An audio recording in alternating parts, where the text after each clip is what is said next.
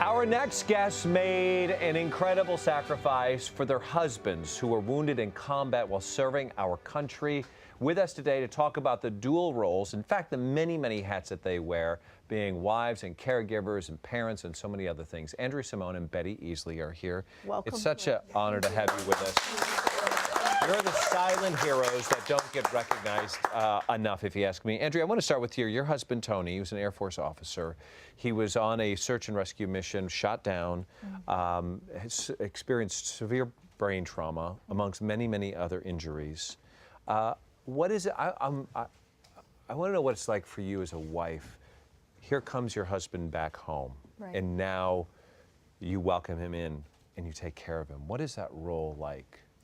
Well, I think there's not much that's the same, as it was before. Whereas Tony, there was a lot of roles that he had, not only with working, but also in the home. And now it's pretty much up to me to take on a lot of the roles that he did. And Like also what are those? just things around the house. I mean, I'm lucky that I have a lot of support and I have people to come and help me out as well. But yeah, right now he needs help with a lot of things. He has difficulty with mobility, with walking around, so he needs help. I get him his food, get him whatever he needs, help him with his medication, anywhere, just kind of making sure that everything goes well, like, the manager. Normal everyday living. Right. With the extent of his brain injury, does he know who you are? Is he aware of his surroundings and his family? Yes, he does.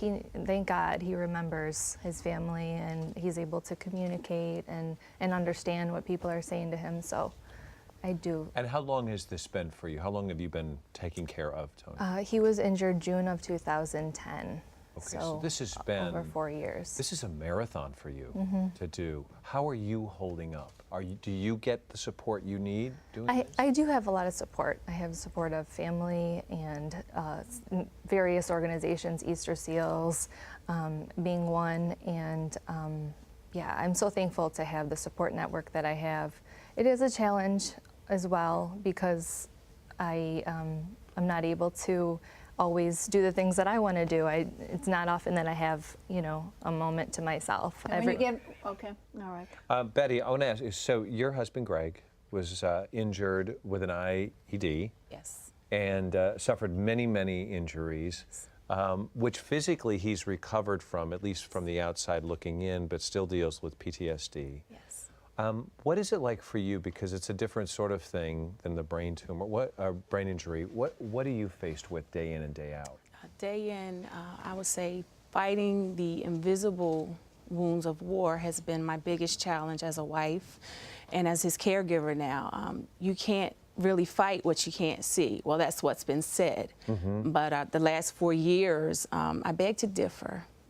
If you watch long enough, and you really pay attention, you will begin to understand.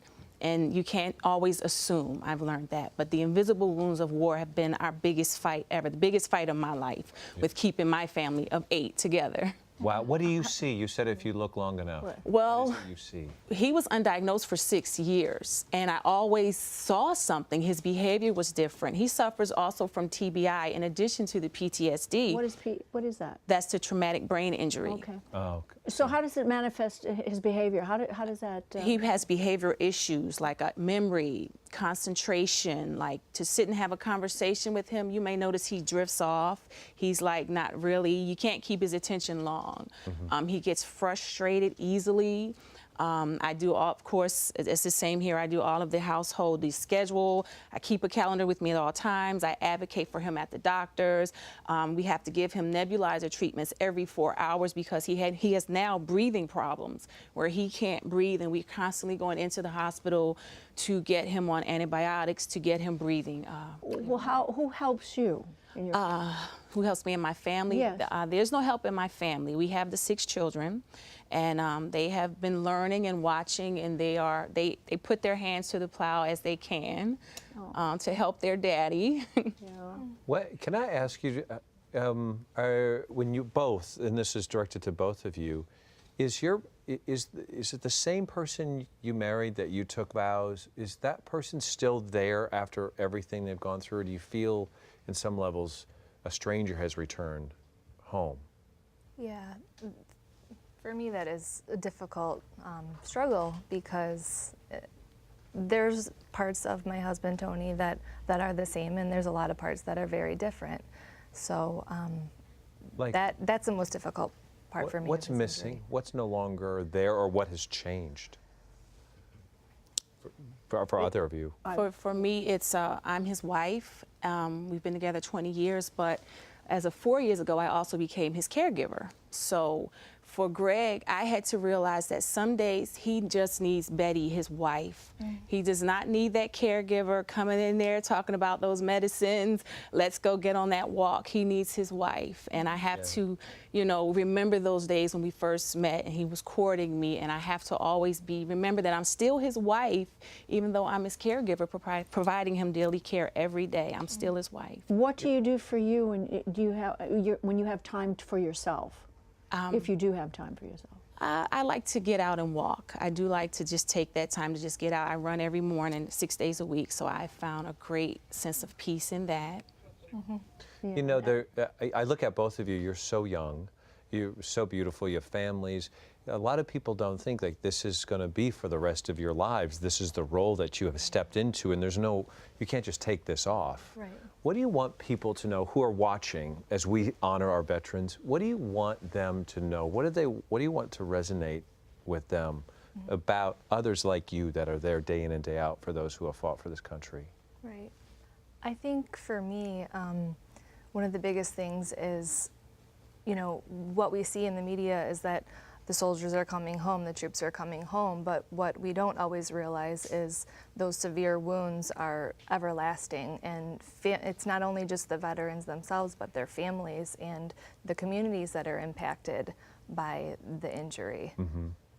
Not only physically, but the invisible wounds, like Betty said. Sure. Do you want to add on to that? I would just want every military and veteran caregiver to know that you have to connect. It's very hard to do it by yourself. You have to connect to other organizations. I'm a foundation fellow for the Elizabeth Dole Foundation, has been a wonderful support group for me. I am one who tried to do it alone, and I can tell you it's not going to work alone. You have to connect. This is a photo of you meeting with Yes. with Mrs. Elizabeth. Dole, yeah. Dole, yes, And Leader do- Pelosi. It is important then to find that group. Have you reached out? Have you found a community to connect to and for support? Absolutely. Yep, like I said, Easter Seals has been a big support, along with several other organizations that have donated different things to our family.